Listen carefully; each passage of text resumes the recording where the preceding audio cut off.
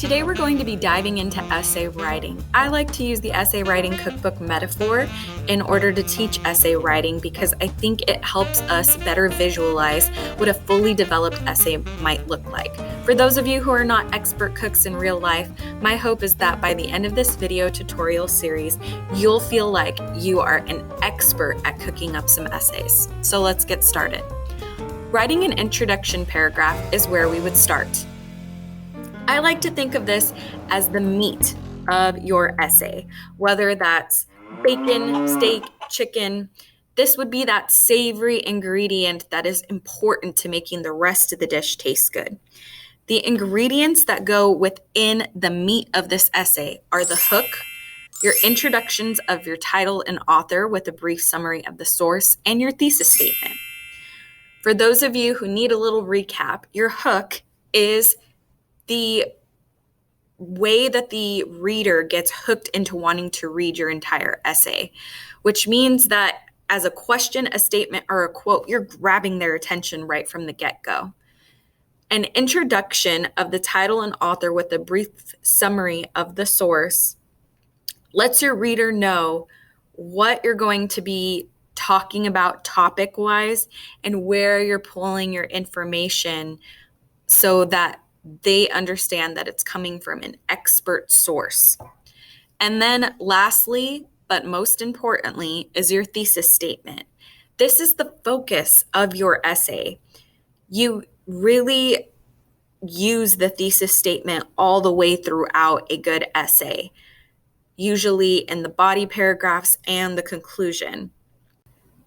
So before we move on, we want to make sure that we don't commit the worst offense in cooking, which is burning your main ingredient. So in order to avoid burning your main ingredient, you want to make sure that your thesis statement comes as the very last thing in your introduction paragraph. You don't want to give it away in the hook, and you don't want to give it away when you're introducing your sources, because it is the focus of the essay, and we want it to come last so it sets up our other paragraphs really well. What might an introduction paragraph look like? I have an example here. I'm going to underline some things that I think are key components for you to look out for, and you'll see that each section is color-coded so you're aware of what each thing is. So COVID-19 has been able to shut down many businesses while boosting others is in red. That is our hook. Remember that your hook can be a question or a quote, but here I went with a statement. This works because you'll notice that I am making it so that the reader has to want to keep reading in order to see what other businesses are being boosted. Then we move on to our introduction of our sources. According to an article in Rolling Stone magazine, this tells me what kind of source it is. Is it an article? Is it a book? What is it? Then we have sales of instruments and music gear are soaring. Will quarantine spark a renaissance? This is the title of our article. When we're dealing with shorter pieces of work, we always put quotation marks around our titles.